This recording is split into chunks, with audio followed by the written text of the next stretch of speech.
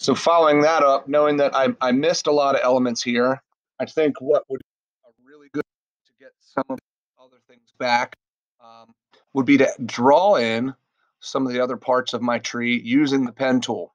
And that really takes some practice. So what I'm first going to do is use my hand to slide over so I can see both of these things.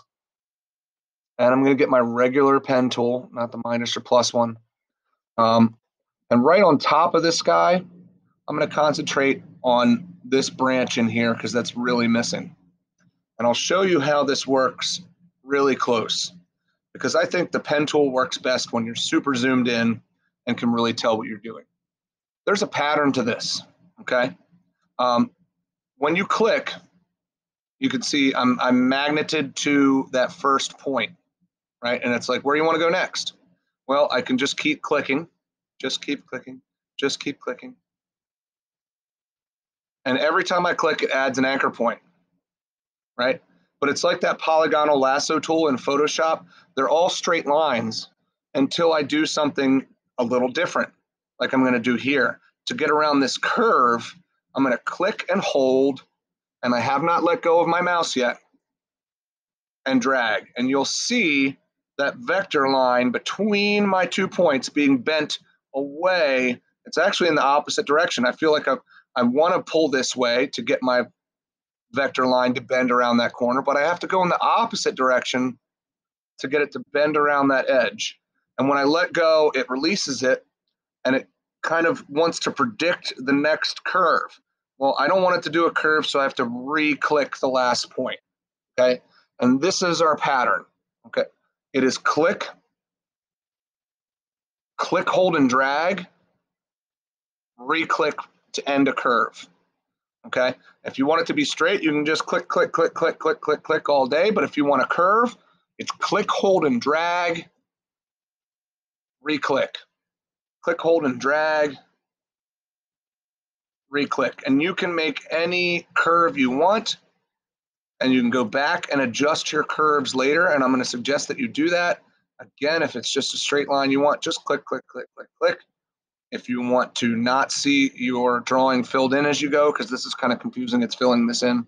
But you'll see as I get back over here, it's gonna flip-flop that around to the correct side. It's just kind of predicting what I want to be filled in. Watch this. In the white, you'll be able to see a little better, I think. Click, hold, and drag. And I'm not watching where I'm dragging. I'm watching the line before what I did, like that. Okay. Click, click, click, click, click. And as I get around here, see how that fill is flipping over to the other side. Now, I'm going to add to this shape, but I want to get that shape closed. And by closed, I mean I went all the way back around to the first point that I put on the page, made a closed shape that I could then finish. I could then go back in and use my white arrow to adjust any points of it, move them around. I can also adjust these handles and move them around to get this tree branch to be exactly how I want it to be.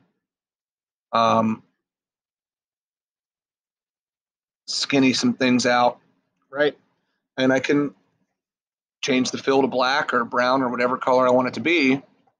And when I go back to my pen tool to get some of the rest of this stuff, I'm going to be able to add those shapes together using the Pathfinder like we've already been shown how to do. Right, so that's the pen tool. Again, the pattern is click, hold, and drag, and then re-click